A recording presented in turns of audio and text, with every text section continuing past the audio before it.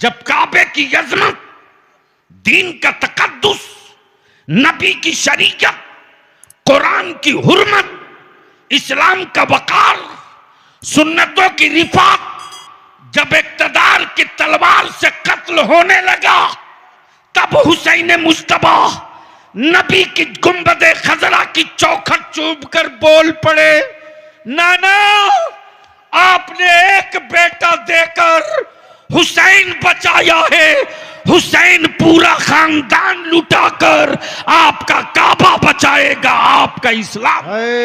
नारे तकबीर, नारे रिसालत, हुजूर गाज़ी मिल्लत, जिक्र शुहदाए करबला, मसलके आला हजरत।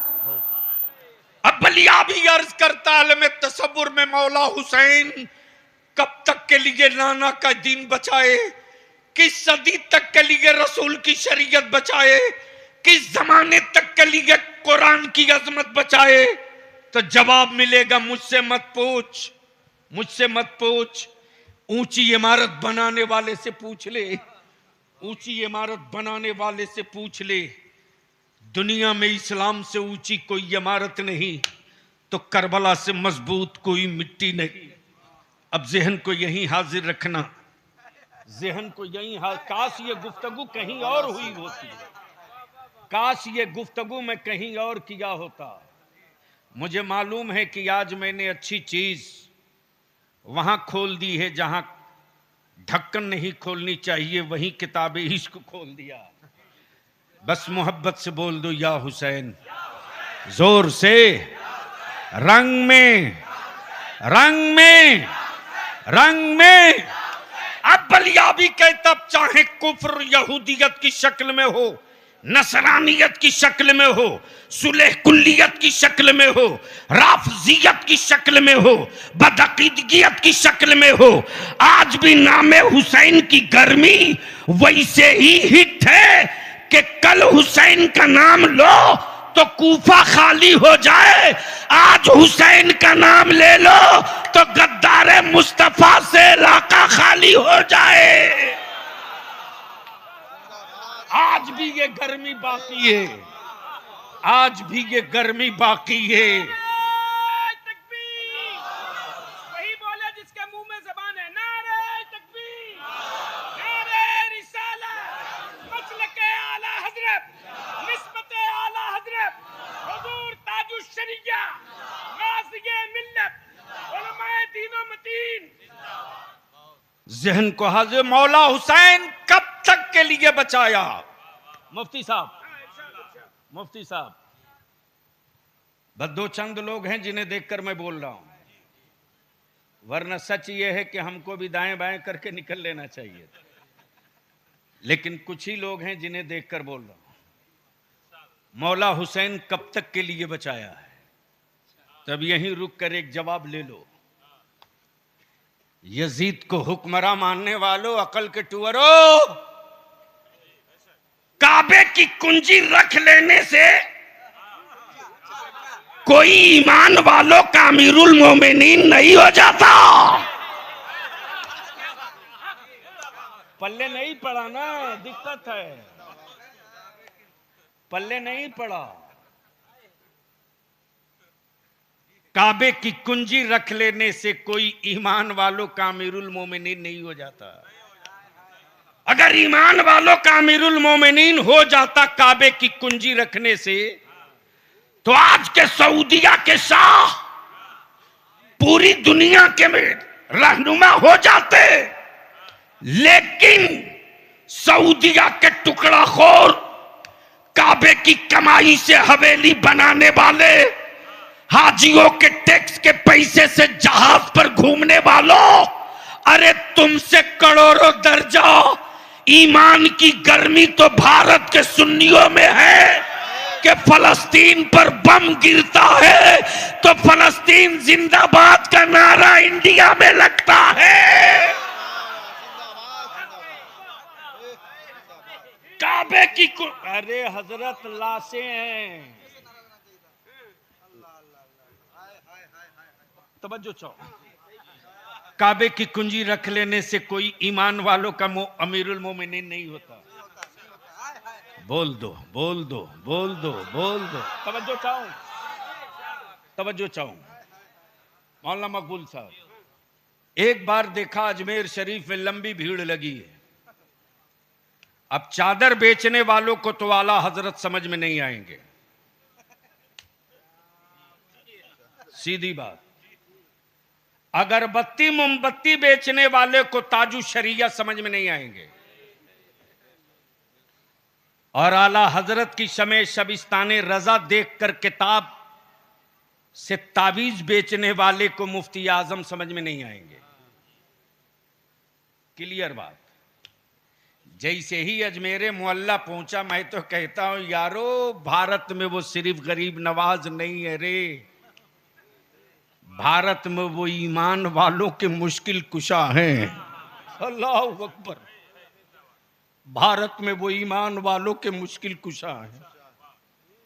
जब जब ईमान वालों पर कोई जुल्म का बादल मंडराता है तो हिसाब किताब वहीं कर दिया जाता है।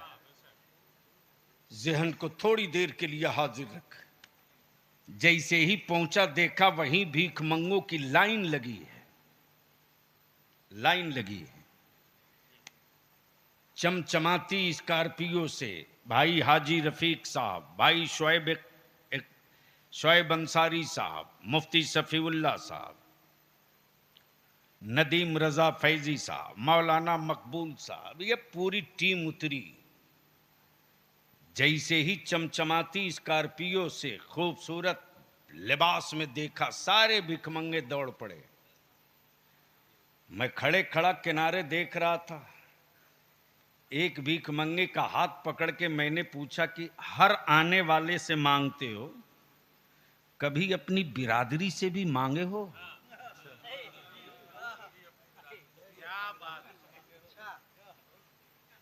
तो भिखमंगे ने जवाब दिया, मैं भिखमंगा जरूर हूं, भेजा लेस नहीं हूं। मुझे मालूम है कि अपनी तरह वालों से नहीं मांगा जाता।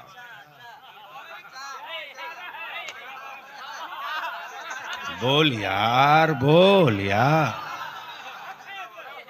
मुझे मालूम है कि अपनी तरह वालों से नहीं मांगा जाता, अपने से बेहतर वाले से मांगा जाता। बेशक। अब बलियाबी को अर्ज करने दो।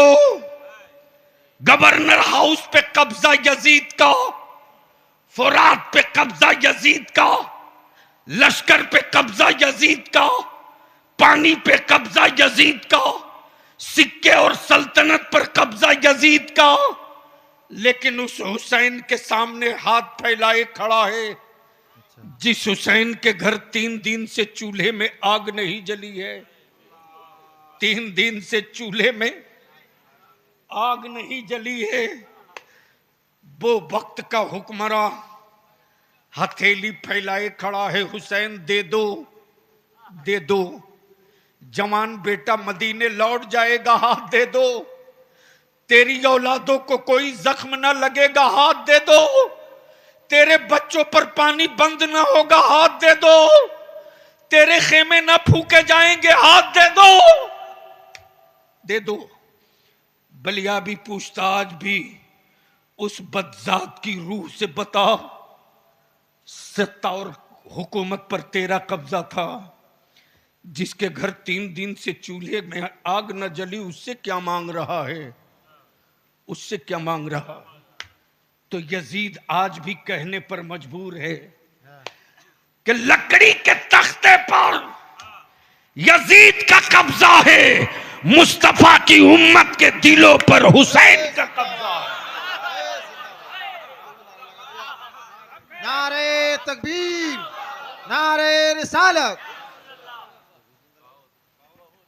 मसलके आला हजरत, उलमाए अहले सुन्नत, जिक्र शुहदाए करबला, शहीद आजम कॉन्फ्रेंस, नारे तकबीर, नारे रिसालत। अब जहन को यही रोक लो। मौला हुसैन आपने नाना के दीन की इमारत तामीर की, कब तक के लिए? बोल दो,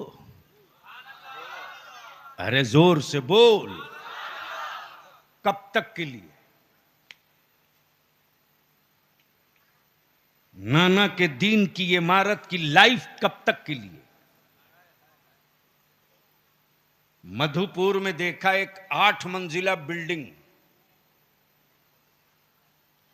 मैंने पूछा नदीम बाबू ये किसका है? बोले ये अपार्टमेंट है, इसी में एक फ्लैट मेरा भी है। मैंने कहा पहले क्यों नहीं बताए? मैं किसान भवन या होटल में न ठहर के तुम्हारे यहां रुकता। इन्होंने जवाब दिया पैसा तो पेमेंट है लेकिन अभी चाबी नहीं दिया है। कब तक के लिए? सच ये है कि तकरीर सुनने वाले रहें तब ना समझ में आवे तो बोलना। पूरे मजमे में यूट्यूबर को ही समझ में आया तो सबको आ गया तो बोल दो या हुसैन या हसन, या हसन या हुसैन, या हुसैन। मौला हुसैन कब तक के लिए? इन्होंने जवाब दिया कि इस अपार्टमेंट में एक फ्लैट मेरा भी है, पैसा पेमेंट है, चाबी नहीं दिया। मैंने कहा जब सब फाइनल कंप्लीट है तो चाबी दिया क्यों नहीं? नंबर लाओ किसने बनाया है,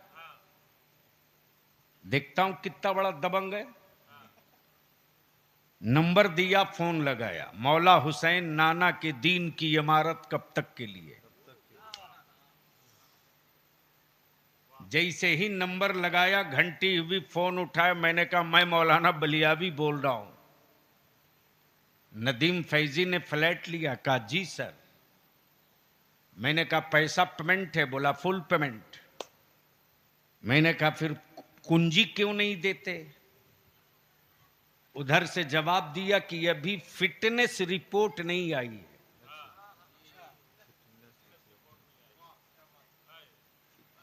फिटनेस रिपोर्ट नहीं आई। मैंने कहा तो अभी इंजीनियर को भी बुला लो, सुपरवाइजर को भी बुला लो, ओवरसियर को भी बुला लो, आर्किटेक्टर को भी बुला लो, जिसने नक्शा बनाया उसको भी बुला लो, सेफ्टी मैनेजमेंट वाले को भी बुला लो। तेरी ऑफिस में मैं आ गया। जैसे ही पहुंचा उसने एक नक्शा निकाल के रखा। नक्शे में जब रखा तो उसने दिखाया, देखिए यही वो मैदान है, यही वो मैदान है। इसी मैदान में पानी यहां पर है।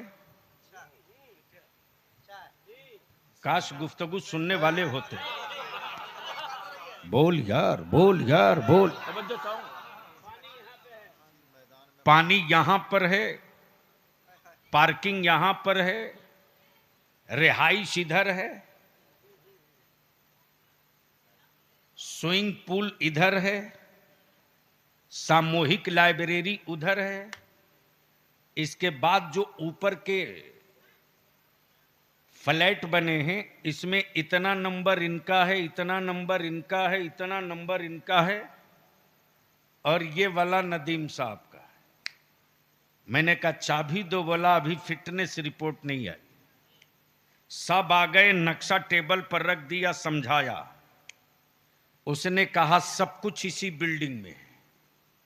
क्या कहा? सब कुछ इसी बिल्डिंग में। मैंने कहा तो फिर एक बात बता दे कि इस बिल्डिंग की लाइफ कितनी है? बिल्डिंग की लाइफ कितनी है?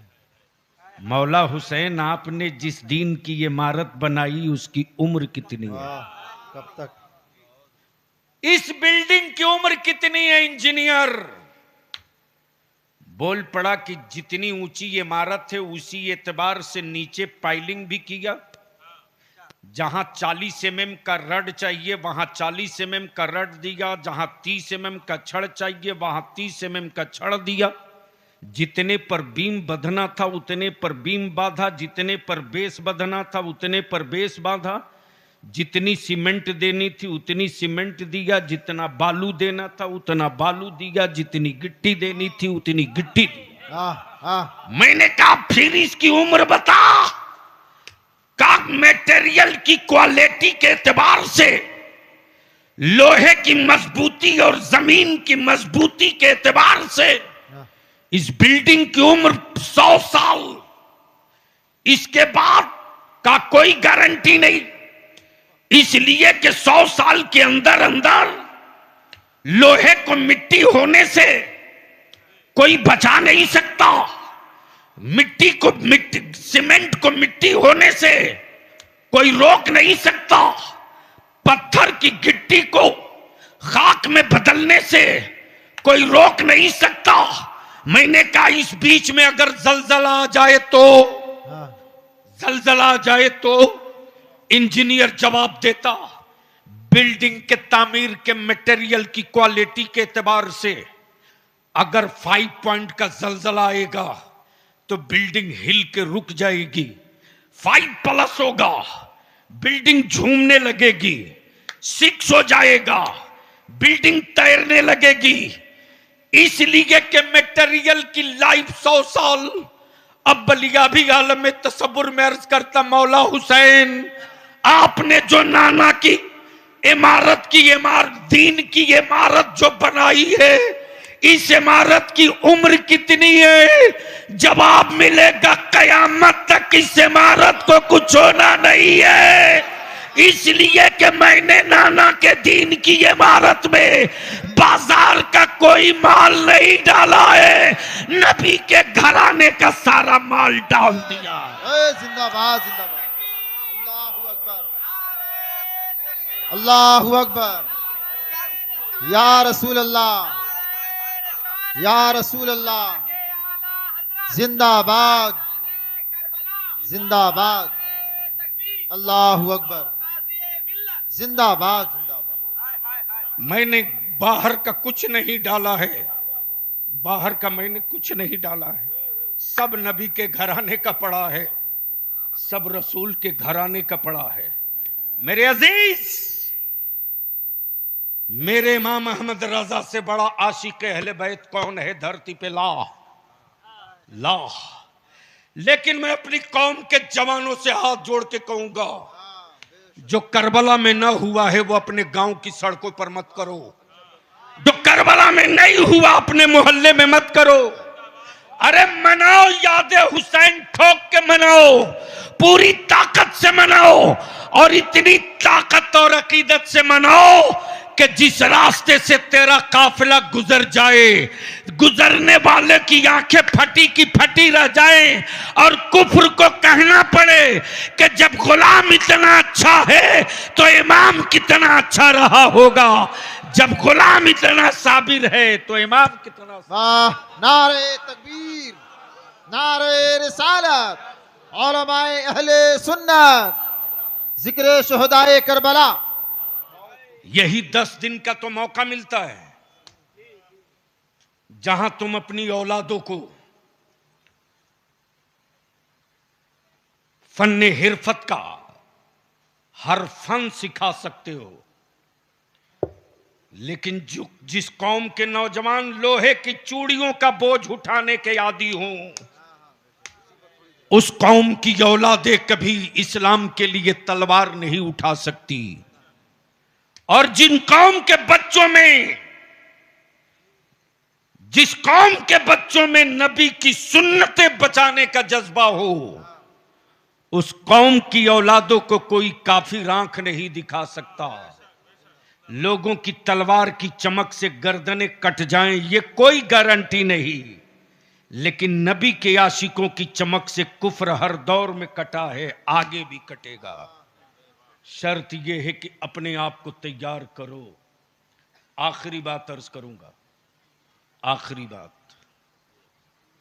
झारखंड में उर्दू पटक के जबा कर दी गई, मदरसे को जमीन खोद के गाड़ दिया गया, हमारे बच्चों को लेबर बना दिया गया। तुम सिर्फ पत्थर तोड़ोगे, इससे बेसिक कुछ नहीं करोगे। लीडर पैदा करो, लीडर, लीडर पैदा करो, लीडर पैदा करो। अब मस्जिदें बनाने का मसला नहीं है, मदरसों की तामीर का मसला नहीं है, बल्कि बनी हुई मस्जिदों के बचाने का मसला है, बने हुए मदरसों को चलाने का मसला है। और ये काम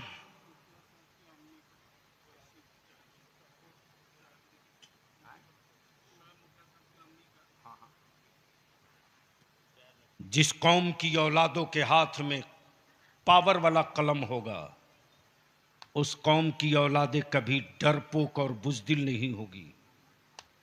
और जब तक तुम्हारी औलादें जाहिल रहेंगी, तब तक बिगड़ी हुई शक्लों का पत्थर दिखाकर तेरी औलादों को डराया जाएगा। और इसी दीवार को तोड़ने के लिए इदारे शरिया ने तहरीक बेदारी का बिगुल फूंक दिया है। अल्हम्दुलिल्लाह, हिम्मत है तो मधुपुर में निकाह में ले जाओ, डीजे बजा के दिखाओ।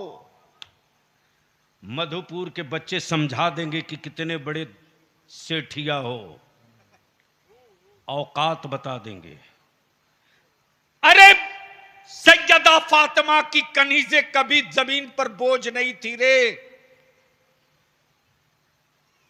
सैयदा फातिमा की कनीज़ों को बोझ आपने बनाया। आपने बेटे को 5 लाख रुपया और एक बुलेट कीमत लगाकर मेरी कौम की बेटियों को बोझ बना दिया आपने। और इस दीवार को तोड़ने की पूरी ताकत लग चुकी है। दिसंबर में इंशाअल्लाह हजरत आज से काम शुरू। जितने उलमाए कराम हैं हजरत, जो साथ ना दे लिस्ट उसकी भी बनाते चलिएगा। देखूंगा वो स्टेज पर आकर इसे नात सुना के मेरी कौम से पैसा ले लेता है और नजराना तय करके लिफाफ ले लेता है।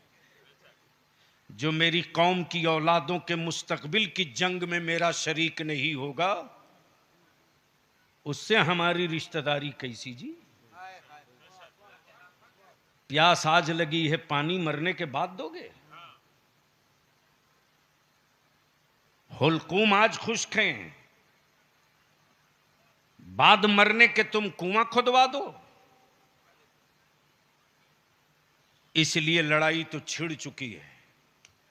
बोलो ये तहरीक चलनी चाहिए कि नहीं चलनी चाहिए? चारों तरफ से हाथ उठा के हाँ ना में बोलो, ये तहरीक चलनी चाहिए कि नहीं चलनी चाहिए? तो जितने नौजवान चाहे जिस किसी गांव से आए हो, शोएब बाबू हैं कि नहीं? आजा। अल्लाह ताला नजरे बद से बचाए। आमीन बोलने में जबान तो नहीं घिस रही है? अल्लाह ताला तमाम सुन्नियों की हिफाजत करे। अल्लाह ताला मेरे उलमा की उम्रों में बरकतें अता करे। याद रखना। आजा इधर आजा बाबू, आजा मेरे बगल में आजा। बलियावी की जिंदगी का एक ही मिशन है, अच्छा आलिम पैदा करो, अच्छा लीडर पैदा करो। ये दो पहिए हैं, दो। आलिम अच्छा रहेगा तो मेरी कौम के बच्चे आवारा नहीं होंगे, और लीडर मेरी कौम का मुखलिस होगा तो मेरे बच्चों का कोई हक लूट के भागेगा नहीं। बोलो बात सही है कि गलत? जोर से बोलो, सही है कि गलत? मैं जानता हूं आपका दिल थोड़ा छोटा हुआ है, लेकिन दिल छोटा नहीं करना। आसमान ने अपना काम किया, नबी के आशिक ने अपना काम किया। और ये भी बलियावी खूब जानता है कि 72,000 की फौज लेकर जंग नहीं जीती जा सकती, लेकिन 72 हुसैन का गुलाम मिल जाए तो पूरा मुल्क जीता जा सकता है। तो फिर से एक बार क्लियर बोलो, पाला जोड़ी में आवाज दिया जाएगा, निकलोगे कि नहीं निकलोगे? तो अपने पैसा और अपनी गाड़ी लेकर सब पार्टियों की रैली में तो चले जाते हो, रांची भी, पटना भी, दुमका भी, देवघर भी, जामताड़ा भी। जो दिसंबर में पाला जोड़ी में होने जा रहा है, वो नबी के आशिकों की रैली नहीं होगी, सत्ता के छाती पर चढ़कर मुस्तफा के आशिकों का रैला होगा। हर गांव से आवाज आएगी, लब्बैक या रसूल अल्लाह। लगा दो चारों तरफ से हाथ उठा के, लब्बैक या रसूल अल्लाह, लब्बैक या हबीब अल्लाह, लब्बैक या रसूल अल्लाह। ये नारा अपनी औलादों की घुट्टियों में पिला के रखो। आखिरी हिस्सा गुफ्तगू का,